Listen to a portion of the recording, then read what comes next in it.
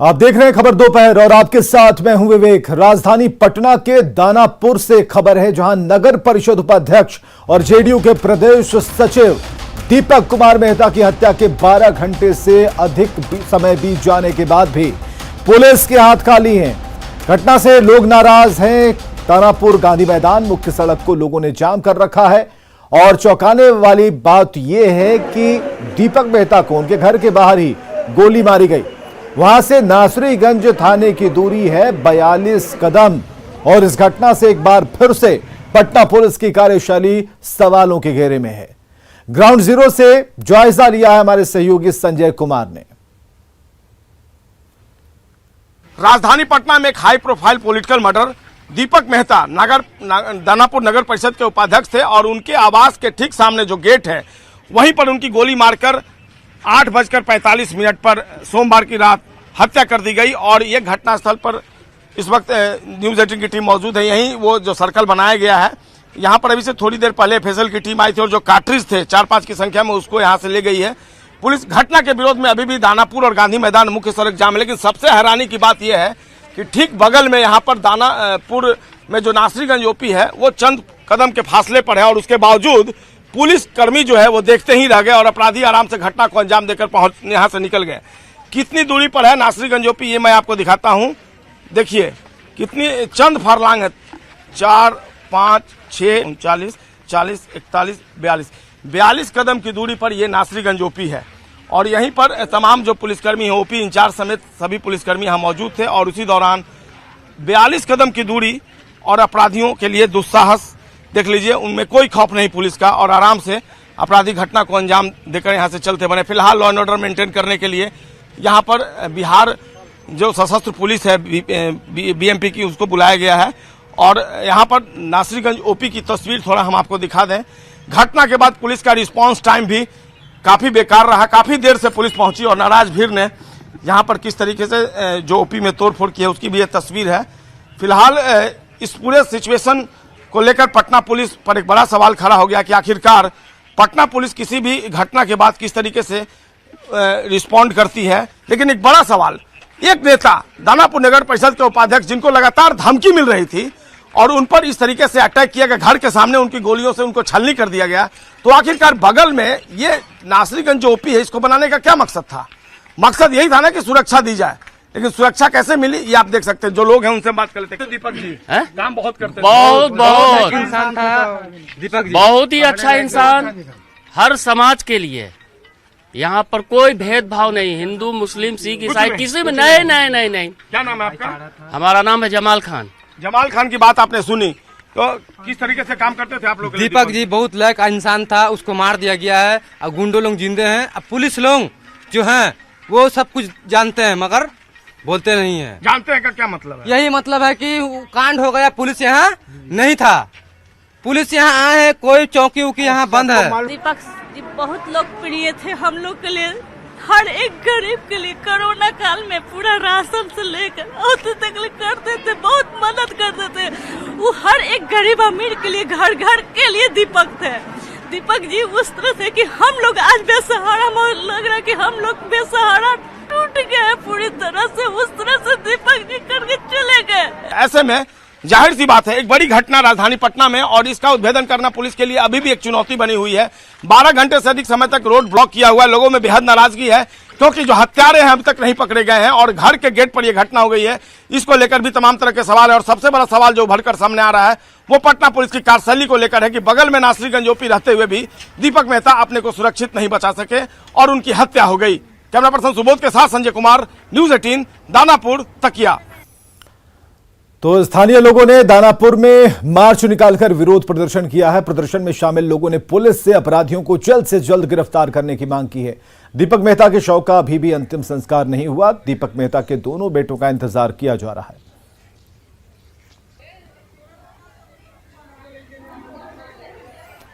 इधर पाटलिपुत्र से बीजेपी सांसद रामकृपाल यादव ने जेडीयू नेता की हत्या पर चिंता जताई है। स्पीडी ट्रायल कर दोषियों को सजा देने की मांग की। हत्या एक बड़ी घटना है और ये दुखद घटना है। चिंता का विषय में गया था कल 3:30 बजे तक उनके परिवार के साथ था और वहाँ जो वरिष्ठ अधिकारी लोग आए थे उनसे मैंने कहा है कि आप अविलंब इसके तह में जाइए और हत्यारा को पकड़िए। सांसद संतोष कुशवाहा ने जेडीयू नेता की हत्या की स्पीडी ट्रायल कराने की मांग की है। इसमें पुलिस प्रशासन से और सरकार से मांग करते हैं कि अविलंब हत्यारे को सलाखों के पीछे डाले और स्पीडी ट्रायल करा के उसको त्वरित सजा मिले, इसकी व्यवस्था सुनिश्चित होनी चाहिए। और उधर दानापुर में जेडीयू नेता दीपक मेहता की हत्या पर सीएम नीतीश कुमार ने शोक जताया। उन्होंने पीड़ित परिवार को हर संभव मदद का भरोसा दिलाया है।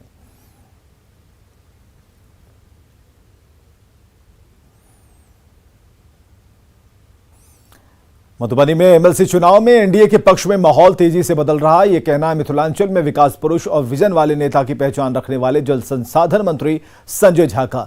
आपको यह बताएं कि मधुबनी में एमएलसी चुनाव में एनडीए की प्रचार की कमान मंत्री संजय झा के हाथों में है और लगातार पंचायत प्रतिनिधियों के साथ उनका जनसंपर्क अभियान जोर शोर से जारी है। मधुबनी के झंझारपुर में पंचायत प्रतिनिधियों के साथ चुनावी मीटिंग के बाद न्यूज 18 से बातचीत में मंत्री संजय झा ने कहा कि त्रिस्तरीय पंचायत के जनप्रतिनिधि काफी समझदार हैं और उन्हें पता है उनकी मांगों को कौन बेहतर तरीके से विधान परिषद में बुलंद कर सकता है। की जो चुनावी सभा है यहाँ झंझारपुर में, ये जल संसाधन मंत्री संजय झा यहाँ है सभा में। मंत्री जी खुद अभी कमान संभाले हुए हैं, क्या लग रहा है? 2009 में जब मैं चुनाव लड़ रहा था उस समय में माननीय मंत्री जी विधान परिषद के सदस्य के रूप में कमान संभाले हुए थे और 2022 में मंत्री के रूप में दो विभाग के मंत्री के रूप में कमान संभाले हुए हैं। और आप देख रहे हैं कितने त्रिस्तरीय झंझारपुर प्रखंड के तो सब प्रतिनिधि आए ही हैं, आज अगल बगल के भी प्रतिनिधि यहाँ उपस्थित हैं हमको आशीर्वाद देने के लिए।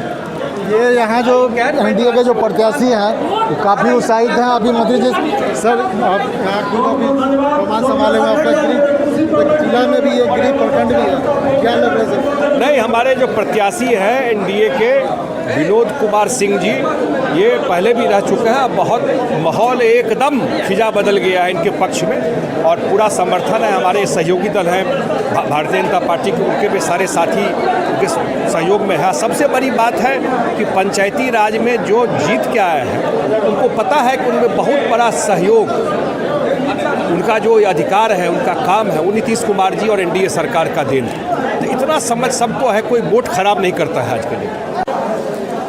तो यहाँ जो चुनावी सभा भी जो हुई है उसके बाद यहाँ एनडीए में जो प्रत्याशी हैं उनके साथ साथ जो यहाँ जो एनडीए के कार्यकर्ता हैं और सबसे बड़ी बात जो पंचायत के जो जनप्रतिनिधि हैं, जो इस चुनाव में वोटर हैं, सभी लोगों में खासा उत्साह देखा जा रहा है। और अब ये बस 4 तारीख को वोटिंग के दिन का इंतजार है, उसके बाद पता चलेगा कि जो अभी जो यहाँ जो वोटर हैं या जो कार्यकर्ता हैं, ये उत्साह मतदान में वोट में कितना तब्दील हो पाता है। अमित रंजन, न्यूज 18 मधुबनी।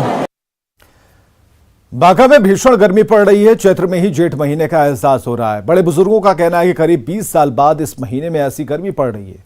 गर्मी की वजह से सड़कें सुनसान हैं। अभी हम जिले के सबसे व्यस्ततम मार्ग यानी राष्ट्रीय राजमार्ग 333A पर हैं और ये बांका शहर का बाहरी छोर है। आप देख सकते हैं कि भीषण गर्मी का आलम ये है कि जो इस सड़क पर लोगों का काफिला चलता था और ये सड़क काफ़ी व्यस्त रहता था, लेकिन गर्मी के चलते लोगों का घर से निकलना मुश्किल हो गया है। अब गिने चुने लोग ही बहुत ज़रूरी काम से ही घर से बाहर निकल रहे हैं और देखा जा रहा है कि लगातार मौसम में बदलाव देखा जा रहा है और टेम्परेचर रोज़ बढ़ते जा रहा है। अगर आज की बात माने तो 37-38 डिग्री टेम्परेचर है, जो कि लोगों के लिए काफ़ी परेशानी का सबब बना हुआ है। हमारे साथ कुछ स्थानीय लोग हैं, हम इन्हीं से जानना चाहते हैं कि ऐसी गर्मी इस महीने में कितने दिनों बाद देखने को मिल रहा है। अरे बताइए, आप क्या कहना चाहेंगे? ये गर्मी 25-30 साल के बाद ही ऐसा हो रहा है। अच्छा, माने गर्मी में रोज बदलाव देखा जा रहा है? हाँ, बदलाव बढ़ते ही जा रहा है गर्मी। माने परेशानी का कारण बन रहा है कि नहीं? हाँ, परेशानी का कारण बन रहा है। अच्छा, आपका नाम क्या है? जोगेंद्र मंडल। आप बताइए बाबा, आप क्या कहना चाहेंगे? वही 20 साल पहले इतना गर्मी था, 20 साल के बाद ये गर्मी हो रहा है ज़्यादा। मैंने मार्च के महीने में इतनी गर्मी आप देखे थे? कितने साल पहले देखे थे? 20 साल पहले देखे हैं, 20 साल पहले देखे हैं। अच्छा, हाँ 20 साल के बाद इतना गर्मी है। मैंने रोज गर्मी बढ़ते जा रहा है। बढ़ते गर्मी तो बहुत अत्यधिक है। जब स्कूल जाते थे तब जो है, इस समय जब आते थे तो प्रचंड गर्मी लगती थी, लेकिन 72 के बाद से देख रहे हैं कि उतनी गर्मी थी नहीं जितना इस साल मार्च में है। अच्छा, मार्च में बहुत अत्यधिक गर्मी पड़ रही है, आदमी को आना जाने में दुभर हो रहा है। नालंदा में मार्च के महीने में ही भीषण गर्मी पड़ने लगी है। गर्मी के कारण खेतों में लगी प्याज की फसल बर्बाद हो चुकी है। राजगीर के बड़हरी गांव के दर्जनों किसानों ने कर्ज लेकर सैकड़ों एकड़ में प्याज की खेती की थी, लेकिन अब खेतों में सूखते प्याज किसानों को रुला रहे हैं। किसानों का कहना है कि बिचड़ा बोने से लेकर उखाड़ने तक की जो मजदूरी लगी है वो भी निकालना मुश्किल है। प्याज का खेती सर हम 5 बीघा में लगाए हुए हैं और सारा प्याज टोटल मेरा ऐसा ही हो गया है। और इसमें काफ़ी पूंजी शुरू से लेकर अंतिम तक बहुत काफ़ी पूंजी लग गया सर। अब ऐसा लगता है कि अब हम क्या करें, संभाल नहीं, गर्मी मौसम थे बने नहीं संभाल पाया। स्थिति तो एकदम सर लगता है कि फांसी लगा के मर जाऊं। इसको देख कर किसान लोग क्या कर सकते हैं? 40-50 बीघा प्याज लगता है, यहाँ सब बर्बाद हो रहा है। तो प्याज का पोटी नहीं बैठा है? नहीं सर, एकदम खत्म हो गया, एकदम जैसे रोपे उसी तरीका तैयार है। गर्मी इतना पड़ रहा है कि क्या कर सकते हैं। गोपालगंज के ऐतिहासिक थावे दुर्गा मंदिर में अब केंद्र सरकार की प्रसाद योजना से इसे जोड़ा जाएगा। केंद्र सरकार ने लोकसभा में उठाए गए जेडीयू सांसद डॉक्टर आलोक कुमार सुमन की मांग पर पहल शुरू कर दी है। थावे का शक्तिपीठ ऐतिहासिक महत्व रखता है और यहां बिहार की नहीं बल्कि देश भर से श्रद्धालु दर्शन के लिए यहां पहुंचते हैं। जेडीयू सांसद डॉक्टर आलोक कुमार सुमन ने कल ही लोकसभा में थावे धार्मिक पीठ को पर्यटक विभाग की प्रसाद योजना से जोड़ने की मांग उठाई थी। थावे मंदिर का पौराणिक परंपरा है और बहुत प्राचीन मंदिर है। यहाँ दूर दूर से लोग आते हैं और दर्शन करते हैं, सबकी मनोकामना पूरा होता है। आलोक कुमार सुमन जी जो है सो जितना पहल किए हैं थावे मंदिर के लिए उतना अच्छा है और पर्यटक स्थल घोषित अगर हो जाएगा तो विदेशों से लोग यहाँ आया शुरू करेंगे और अपना जो है सो दर्शन प्राप्त करके मनोकामना सिद्ध। और डॉक्टर आलोक कुमार सुमन ने लोकसभा में क्या कहा, ये सुनाते हैं। क्षेत्र गोपालगंज के थावे में एक प्राचीन थावे धार्मिक पीठ है जो कि माँ दुर्गा का मंदिर है, जो उत्तर बिहार एवं पूर्वी उत्तर प्रदेश में प्रसिद्ध है। यहाँ चैत्र नवरात्र और शारदीय नवरात्र में लाखों की संख्या में श्रद्धालु आते हैं। मंत्रालय ने pilgrimage rejuvenation and spiritual heritage augmentation drive यानी प्रसाद योजना शुरू की है, जिससे राज्यों को टूरिज्म इंफ्रास्ट्रक्चर को बढ़ावा मिलेगा तथा ग्रामीण टूरिज्म का भी विकास होगा, रोजगार बढ़ेगा। और अब तक प्रसाद योजना में 39 परियोजनाओं की स्वीकृति प्रदान की जा चुकी है। महोदय, मैं आपके माध्यम से माननीय मंत्री। औरंगाबाद के दाऊदनगर में सोन नदी पर निर्माणाधीन पुल का निर्माण कार्य न सिर्फ 3 साल पहले ही पूरा करा लिया गया था बल्कि उस पर यातायात भी बहाल कर दी गई थी, लेकिन अधिग्रहित जमीन के बदले उचित मुआवजा को लेकर प्रभावित किसानों के विरोध की वजह से पुल के संपर्क पथ का निर्माण पूरा नहीं कराया जा सका था। नतीजतन इस नए पुल से होकर वाहनों का आवागमन नहीं हो पा रहा था। इसे लेकर जिला प्रशासन की भद भी पिट रही थी। ऐसे में जिला प्रशासन ने किसानों के विरोध के बावजूद निर्माण कार्य पूरा कराने की सोची और फिर 3 किलोमीटर लंबे इस अप्रोच पथ का निर्माण बगैर किसी अवरोध के कराने को लेकर 5 जगहों पर मजिस्ट्रेट के साथ पुलिस बल की तैनाती की गई। और इधर किसानों का कहना है कि जबरन ये निर्माण कार्य चल रहा है, उन्हें मुआवजा नहीं मिला है। 6 मैन कमेटी के अनुसार हुआ था, उस मुआवजा के अनुसार नहीं मिल रहा। अच्छा, मतलब जो होना चाहिए रेट वो नहीं हुआ? नहीं मिल रहा है। तो आप लोग कोर्ट में नहीं गए थे क्या? हम लोग का मामला हाई कोर्ट में चल रहा है सर। बावजूद काम हो रहा है? बावजूद भी 16 से ही हम लोग को बकास जमीन जो है तड़ारी बेलाढ़ी मौजा का, उसमें अभी तक हम लोगों को क्लियर नहीं किया गया है। कुछ किसानों को किया गया और कुछ किसानों को नहीं किया गया। और रैती जमीन जो है उसका भी अधिग्रहण और अधिक किया गया। कुछ के प्रकाशन कम है तो कुछ अभी नया अधिग्रहण किया गया, उसका कोई मुआवजा तय नहीं किया गया। और सब जमीन में काम लगाकर मिट्टी भर दिया गया। फसल सहित जमीन को भर दिया गया किसानों को। यहाँ पर लाइन ऑर्डर में ड्यूटी लगाया गया हम लोग को शांति। क्या काम चल रहा है? काम अभी बीच में अवरुद्ध हो गया था, उसी को चालू कराया गया कल से, जो सही ढंग से चालू है, बाधित नहीं है काम अभी। नेशनल वाटर अवार्ड से बिहार के 2 डीएम को सम्मानित किया गया है। दिल्ली के विज्ञान भवन में गया के जिलाधिकारी डॉक्टर त्यागराजन और मोतिहारी के डीएम श्रीशत कपिल अशोक को राष्ट्रपति रामनाथ कोविंद ने नेशनल वाटर अवार्ड से सम्मानित किया। मोतिहारी के डीएम श्रीशत कपिल अशोक को जिले में 39 जल स्रोतों के निर्माण के लिए सम्मान दिया गया है।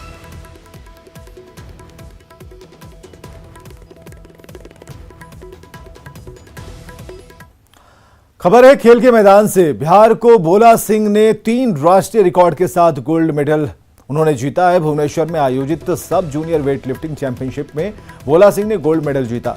भोला सिंह ने स्नैच, क्लीन एंड जर्क में रिकॉर्ड वजन उठाकर गोल्ड मेडल जीता है।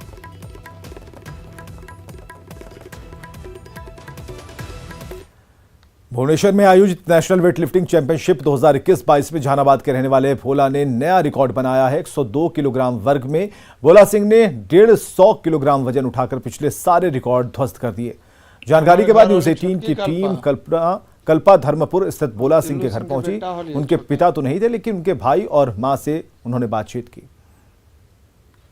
प्रतिभा किसी की मोहताज नहीं होती और इसको सच करके दिखाया है कल्पा धर्मपुर के रहने वाले भोला सिंह ने। भोला जिन्होंने भुवनेश्वर में वेट लिफ्टिंग में राष्ट्रीय रिकॉर्ड बनाया है। हम पहुंचे हैं भोला के घर और उनके परिजनों से बात करते हैं। आपका नाम क्या है? कुंदन कुमार। कुंदन, आप भोला के भाई हुए? बताइए कैसे पता चला कि उसने रिकॉर्ड बनाया है? हम लोग टीवी पे लाइव देख रहे थे।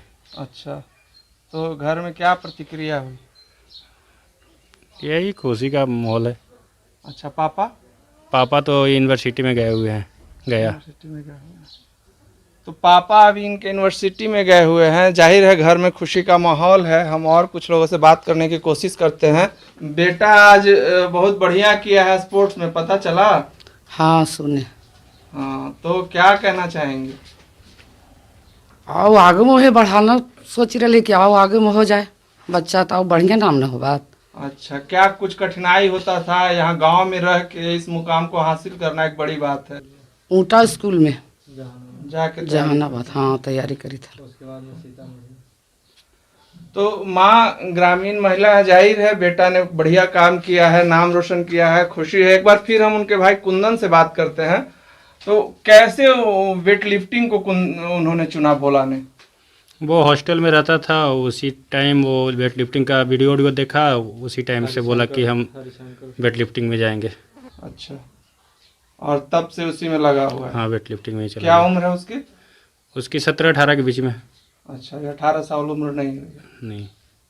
धर्मपुर के इस छोटे से टोले गांव के कल्पा के बगल में है, कल्पा का टोला है धर्मपुर। वहां के रहने वाले भोला सिंह ने राष्ट्रीय स्तर पर जहानाबाद के साथ साथ बिहार का नाम रोशन किया है।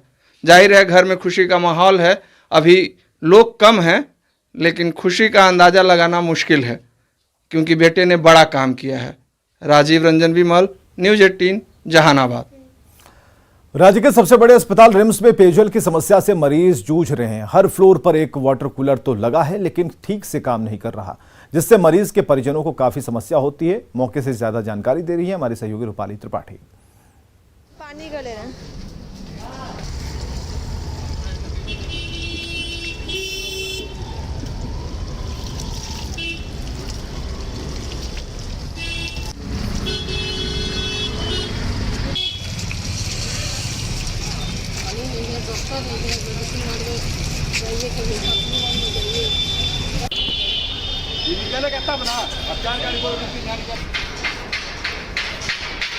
तो रिम्स में पेयजल की समस्या है। लोगों को आप देख पा रहे हैं कि ठंडे की बोतल में गरम गरम पानी उन्हें मिल रहा है, लेकिन वो पानी बहुत ही मेहनत से नसीब हो रहा है। यहाँ पर एक व्यवस्था की गई है जहाँ से पानी की सप्लाई हो रही है, लेकिन पेयजल की समस्या कुछ इस तरीके से है कि लोगों को काफ़ी दूर आना पड़ रहा है पानी के लिए।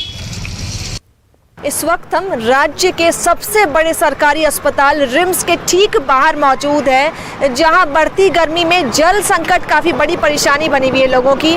जो आम लोग हैं जो बाहर राज्य से भी यहां पर आते हैं इलाज करने, उनके लिए पेयजल बड़ी परेशानी बनी हुई है। मेरे पीछे आप देख सकते हैं कि लोग करीब अपने मरीज को लेकर महीनों से यहाँ पर आ रहे हैं, लेकिन अंदर पानी की व्यवस्था नहीं है। वाटर कूलर्स लगाए गए हैं पर वो भी खराब और ठप पड़ा। इस वजह से मरीज के परिजनों को ठीक यहाँ पर आकर पानी भरना पड़ता है, अस्पताल के आधा किलोमीटर बाहर आकर। दीदी, आपके मरीज है अंदर? हाँ, तो पानी कितना बाहर लेने आना पड़ता है? दिक्कत होता होगा? कैसी दिक्कत है? पानी नहीं, वहाँ घुसने अंदर बाथरूम है, वहाँ भी घुसने नहीं देता है। वाटर कूलर लगा हुआ है वैसे तो, उसमें पानी नहीं आता है? पानी आता है, हमको पीने वाला नहीं है, बाथरूम करने वाला है, वहाँ नहीं घुसने देता है दो तरफ तो जो वाटर कूलर्स है, पेयजल का पानी है, वो यहाँ के आम लोगों को, जो अंदर मरीज़ है, मरीज़ के परिजन हैं, जो करीब महीनों से यहाँ पर आते इलाज कराने, उनके लिए पानी की कोई व्यवस्था नहीं, जिसके वजह से अस्पताल के करीब आधा किलोमीटर बाहर आकर अपने मरीज़ को पीछे छोड़कर यहाँ से पानी भरकर लेकर जाना पड़ता है, जो इनके लिए फ़िलहाल इस बढ़ती गर्मी में एक बहुत बड़ी पीड़ा बन गई है। रूपाली त्रिपाठी की रिपोर्ट, न्यूज़ 18 रांची। और खबरें लगातार जारी हैं, बने रहिए हमारे साथ।